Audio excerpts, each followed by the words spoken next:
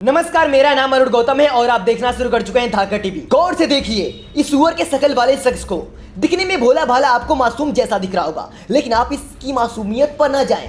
ये इंसान दिखने में मासूम है, लेकिन इस मासूमियत के पीछे एक खूंखार हिंदू भक्त छिपा हुआ है। ये इंसान जब भी मुंह खोलता है जहरी घोलता है। आप देख सकते हैं इस तस्वीर में किस तरह से ये बंदा हाथों में हथियार लिए खड़ा है, किस तरह से हाथों में गन पकड़ा हुआ है और इसके बगल में एक बंदा माथे पर तिलक लगाए हुए सर झुकाए खड़ा है।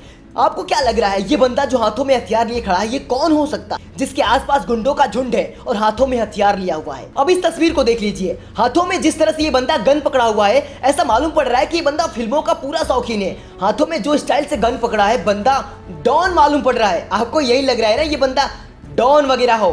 खैर, इसकी और फोटो आपको दिखाता हूं मैं। हाथों में जिस तरह से बंदा गन पकड़ा हुआ है, ऐसा मालूम पड़ रहा है कि बचपन में हम लोग जब खेलते थे चोर पुलिस तो ऐसा क्या करते थे।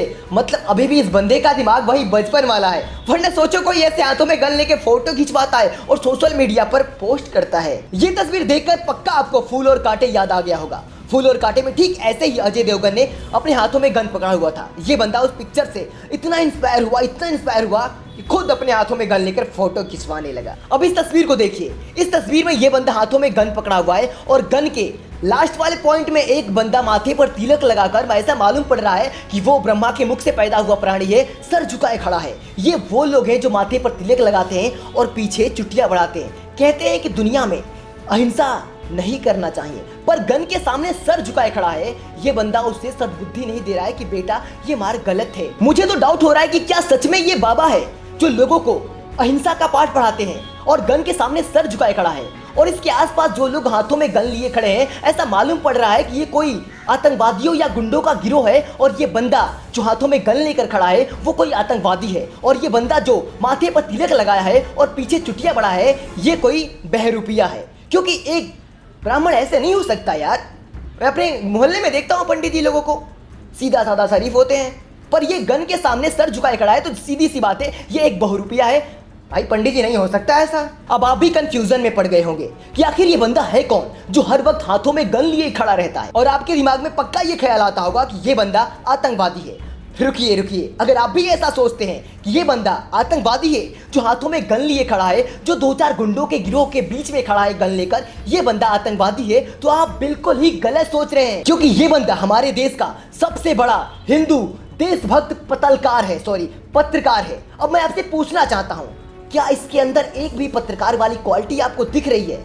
स्पष्ट है कि बिल्कुल नहीं। अब सोचने वाली बात यह है कि जो बंदा हाथों में हथियार लिए हर वक्त खड़ा रहता है वो बंदा एक पत्रकार है। अब मैं आपसे जानना चाहता हूं कि इस बंदे के अंदर पत्रकार कहे जाने की एक भी क्वालिटी आपको दिख रही है तो कमेंट में हमें जरूर बताएं। स्पष्ट तौर पे ये बंदा एक आतंकवादी दिख रहा है और ऐसे आतंकवादियों को समाज में खुले छोड़ देना समाज के लिए घातक हो सकता है। और ऐसा ही हुआ, ऐसे आतंकवादियों को हमारे समाज में खुला छोड़ दिया गया है और ऐसे आतंकवादी अपने न्यूज रूम में बैठकर हमेशा सांप्रदायिक आतंक फैलाने की कोशिश करते हैं। आप इस वीडियो क्लिप को देखिए किस तरह से ये बंदा सांप्रदायिक आतंक फैलाने की कोशिश कर रहा है अपने न्यूज रूम में बैठकर। बहुत देखने वाले आ गए। एक्चुअली सुरेश चौहान के को जो धमकी दे रहा है ना, जिहादी मेरा कभी कोई उखाड़ नहीं पाए, इस बार उनको लग रहा है कि मीनाओं के कंधे पर बंदूक रखकर सुरेश चौहान के का कार्यक्रम करेंगे।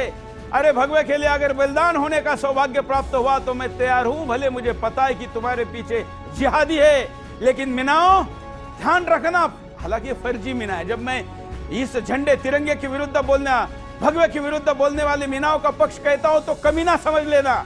और इसलिए ये कमीना ध्यान रखना, तुम्हारे कंधे का दुरुपयोग इतिहास में भी जब जिसके कंधे का दुरुपयोग हुआ उसका अंत हुआ। तो देखा आपने किस तरह से ये बंदा एक जाति को किस तरह से जाति सूचक गालियां दे रहा है। ये कह रहा है कि जब मैं मीणा बोलूं तो तुम कमीना समझ लेना। एक पत्रकार की भाषा शैली ऐसी हो सकती है, आप सोच भी नहीं सकते। दरअसल पूरा मामला क्या है वो मैं आपको दिखाता हूँ। अंबागढ़ दुर्ग में युवा शक्ति मंच नामक एक संगठन ने मीणाओं के इतिहास को बदलने की कोशिश करते हुए मीणाओं का झंडा हटाकर वहां भगवा झंडा लगा दिया था।